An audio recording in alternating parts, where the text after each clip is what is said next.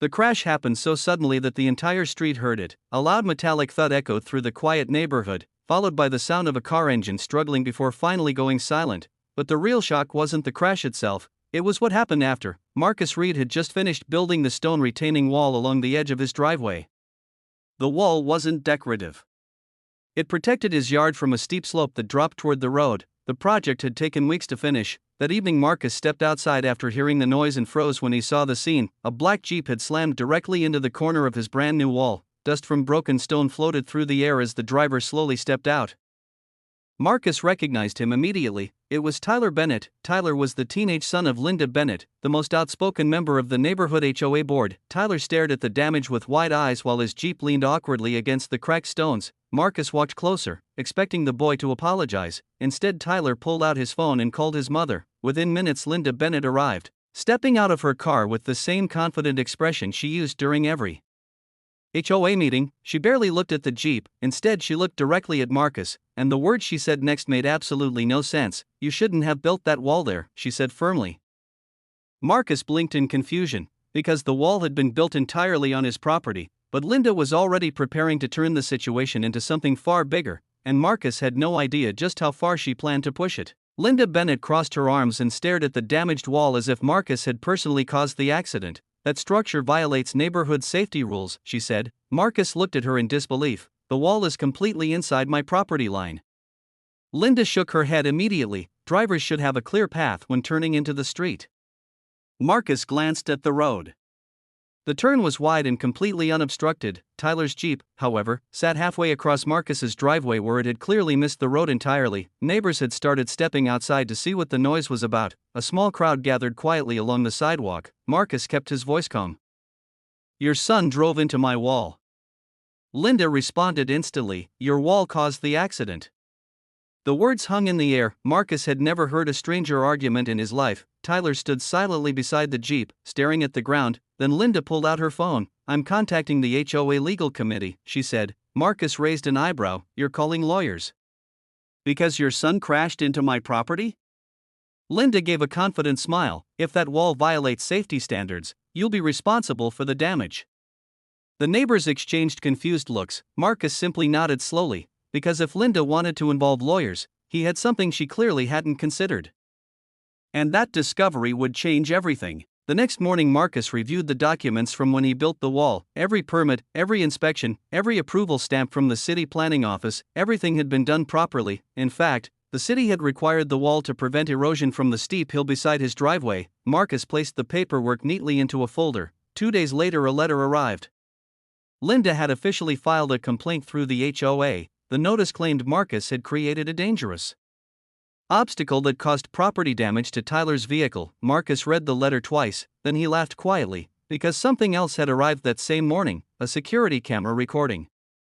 Marcus had installed cameras along his driveway months earlier after packages started disappearing from porches in the neighborhood. One camera pointed directly toward the road. He pressed play. The footage showed Tyler's Jeep approaching the street at high speed. The vehicle missed the turn completely. It drove straight across the grass and slammed into the wall. Marcus watched the clip again. There was no confusion, no blocked view, no obstacle in the road, just a careless driver who had never slowed down. Marcus leaned back in his chair. Linda had tried to turn the situation into a lawsuit, but now the truth was sitting on a memory card, and soon the entire HOA board would see it. The HOA scheduled a special meeting to review the complaint. Linda arrived early, carrying a thick folder of printed rules and regulations. Tyler sat beside her looking uncomfortable. Marcus entered quietly and took a seat across the table. The room filled with board members and curious neighbors. Linda spoke first. "The wall creates a hazard for drivers entering the street."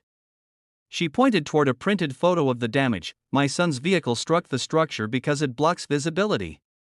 Marcus waited patiently, then the HOA chairman turned toward him. "Do you have anything to add?" Marcus slid a small laptop onto the table. "I think this will help." He pressed play. The security footage filled the screen. The room fell silent as the video showed Tyler's Jeep speeding toward the turn. The vehicle didn't slow down. It didn't even attempt to follow the road. It drove straight through Marcus's driveway and crashed into the wall. Someone in the back of the room whispered softly, "Wow." Linda's confident expression slowly disappeared. The chairman paused the video, then he looked directly at her. "This footage tells a very different story." But the consequences of that video were only just beginning.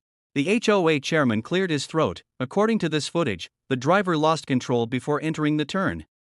Linda tried to interrupt, but the wall is on private property, the chairman said calmly. Marcus quietly placed his building permits on the table. Every document confirmed the wall had been approved by the city. Linda's argument collapsed almost instantly. The board members exchanged quiet looks. Tyler shifted uncomfortably in his chair. One member leaned forward. Mrs. Bennett, filing a legal complaint based on incorrect claims is a serious matter. Linda's voice grew quiet. I was only trying to protect the neighborhood. Marcus didn't speak. He simply let the evidence sit in front of them. The chairman finally made the decision. The HOA will dismiss the complaint. Tyler looked relieved, but the situation wasn't over, because the board still had one more issue to address, and this time, Linda wasn't the one asking questions. The chairman folded his hands. There's also the matter of property damage. Everyone in the room looked toward the photos of Marcus's cracked wall. Tyler stared at them nervously. The repair estimate sat beside the documents. It wasn't small. Stone masonry wasn't cheap. Linda tried to speak again, but the chairman raised his hand. The driver is responsible for the damage. Tyler slowly nodded. Marcus finally spoke for the first time in several minutes. I don't want to fight, he said calmly. I just want the wall repaired. The room relaxed slightly, but the board still had another concern. One member looked at Linda. The lawsuit threat you filed could have created serious legal costs. Linda's shoulders sank. For the first time, she seemed unsure of what to say. The board issued a final ruling. Tyler would pay for the repairs, and the complaint against Marcus would be officially withdrawn. The meeting ended quietly, but the lesson that followed would be remembered in the neighborhood for a long time.